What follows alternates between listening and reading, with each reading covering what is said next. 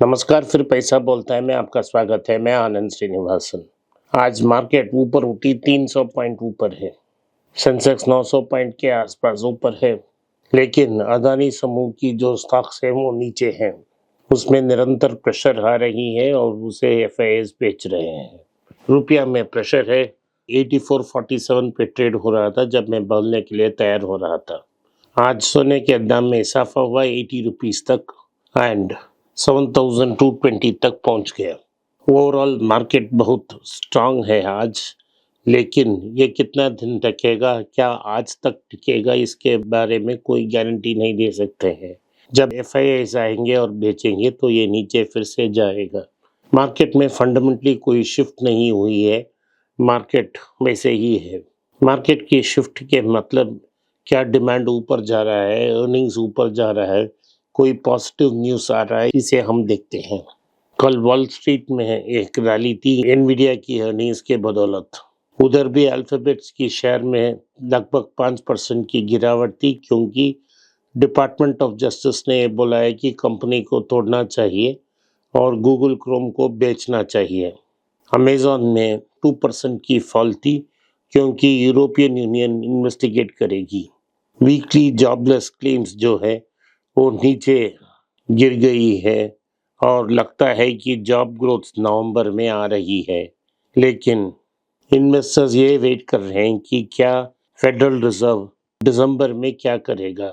मेरे ख्याल से दिसंबर में रेट कट नहीं आएगा। इस बॉन्ड्स में लोग बेचेंगे।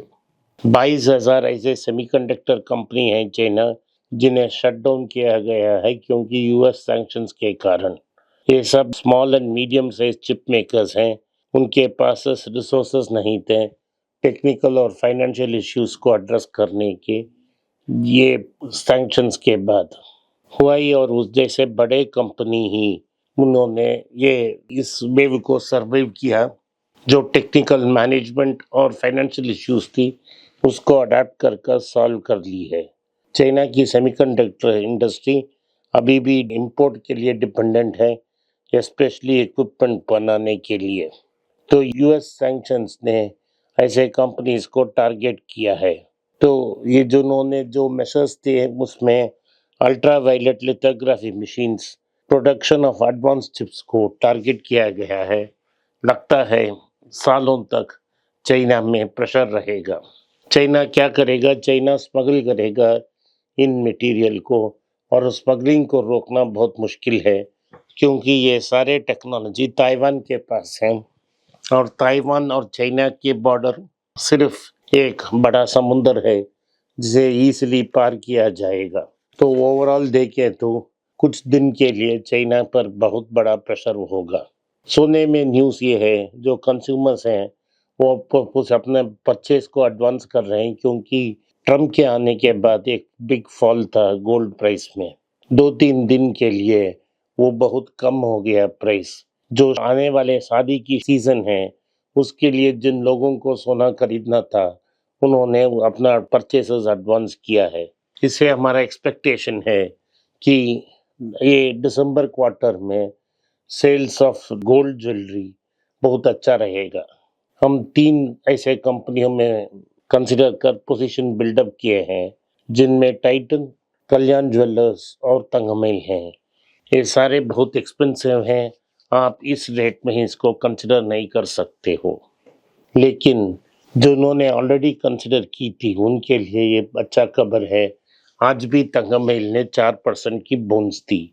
दूसरे तरफ मुथूट फाइनेंस, जो भारत की सबसे बड़ी गोल्ड लोन कंपनी है, उन्होंने कहा है उनके जो न्यूज़ है उनके गोल्ड लोन पोर्टफोलियो बहुत फास्ट एक्सपेंड हो रहा है और अगले साल में 15% तक की इजाफा हो सकती है और 2 साल में 25% तक ग्रोथ हो सकती है। उनका ये कहना है, क्योंकि आरबीआई ने अनसेक्योर्ड लोन्स के ऊपर कॉशन दे दी है और नहीं देने का, अनसेक्योर्ड लोन्स गरीब लोगों को नहीं देने का ऑर्डर दिया है। गोल्ड लोन की जो सेल्स है, वो कंजम्पशन है, वो बढ़ गई है क्योंकि लोगों को पैसा चाहिए। तो मुथूट फाइनेंस का ये दावा है उनके जो पोर्टफोलियो है उसका लोन टू असेट वैल्यू सिर्फ 68% है और इसीलिए वो हाईली सिक्योर्ड पोजीशन में बैठे हैं। उनकी एनपीए में 4% हो गई है, पिछले साल 3% है। उन्होंने एक इन्वेस्टर्स को यह आश्वासन दी है कि उनके पास फुली सिक्योरिटी है, लेकिन लोग ज्वेलरी को बेचने नहीं परमिशन नहीं देंगे क्योंकि उनका सेंटिमेंटल रीजंस है। तो मुथूट ग्रेशियसली उनको और समय दे रहा है ताकि वो लोन को क्लियर कर कर पैसा वापस ले सके। तो उन्होंने कहा है कि एनपीए अगले 2 साल तक 4 से 4.5 का पोजीशन है। तो जो माइक्रो फाइनेंस में साइक्लिकल ट्रेंड्स उसको इम्पैक्ट किया है बिजनेस को, उसके कारण ये देखते हैं कि गोल्ड लोन की डिमांड बहुत रोबस्ट रहेगा। तो 2 या 3 क्वार्टर में माइक्रो फाइनेंस भी रिकवर हो जाएगा। ओला इलेक्ट्रिक में बुरा खबर है। ओला इलेक्ट्रिक ने और 500 एम्प्लॉइज को जॉब से निकाल दी है क्योंकि वो रीस्ट्रक्चर कर रहे हैं। बेसिकली उनके पास पैसा नहीं है। तो ओला में 500 लोगों का नौकरी चला गया। बायजूस में न्यूज़ है कि बायजू रविंद्रन ने विलियम हेलर नाम का एक एलआई को, एक पॉलिटिकल कंसल्टेंट थे जिनको उन्होंने हायर किया था अपने क्रेडिटर्स से नेगोशिएट करने के लिए, वो एक अप्रूवर बन चुके हैं बायजू के केस के अगेंस्ट। बायजू ने उनको एक मैसेज दिया है कि आप उस अमेरिका में टेस्टिफाई न करें, आप दुबई वहाँ जाएं, और उनको $5 लाख साल का नौकरी का ऑफर देने का वायदा किया है। हमें देखना है क्या होगा, लेकिन ऐसा आर्टिकल बिजनेस स्टैंडर्ड में आया है। प्राइवेट बैंक्स ने आरबीआई से अपील की है कि उनकी डायरेक्शंस के अनुसार वो छोटे छोटे पर्सनल लोन्स नहीं दे पा रहे हैं, अनसिक्योर्ड लोन्स नहीं दे पा रहे हैं, मार्केट बहुत वीक है। इसके कारण वो सोच रहे हैं कि वो कैसे इस मुद्रा टारगेट्स को मीट करेंगे। तो उन्होंने आरबीआई से अनुरोध की है कि वो मुद्रा की जो टारगेट्स हैं हेवी है, इसको कम करने की आग्रह की है।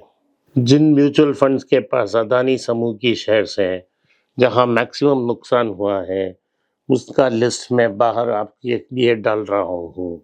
पहले होगा क्वांट, जो लगभग 5,000 करोड़ अदानी समूह में इन्वेस्ट किया है। ICICI प्रूव दूसरी है 2,638, दैट इज 2,638 करोड़ इन्वेस्ट की है। HDFC ने 2,575 करोड़ इन्वेस्ट की है और SBI ने 2,571 करोड़ इन्वेस्ट की है।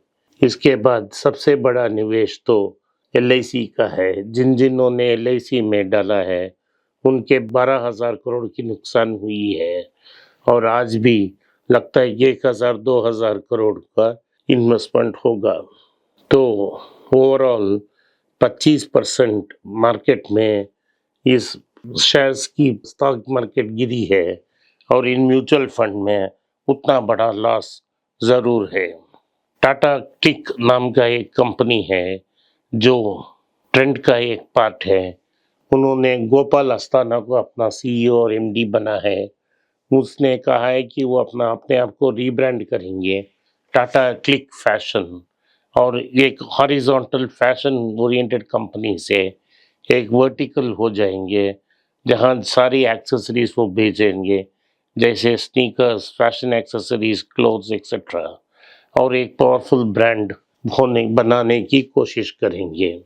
वेदांता ने ये अनाउंस किया है क्योंकि अदानी समूह के ऊपर जो केस हुई है, भारत की बॉन्ड्स के लिए ऊपर एपिटाइट बहुत वीक है और इसीलिए उन्होंने बॉन्ड इश्यू अपना कैंसिल कर दी है। तो आज के लिए इतना ही। आपने इस पॉडकास्ट को सुना, इसके लिए मैं आपका आभारी हूँ। हो सके तो इस वीडियो को लाइक कीजिए, चैनल को सब्सक्राइब कीजिए और बेल नोटिफिकेशन दबाएं। इस वीडियो को अपने दोस्त और रिश्तेदार के पास भेजें और उनको देखने की आग्रह करें। नमस्कार, धन्यवाद, जय हिंद।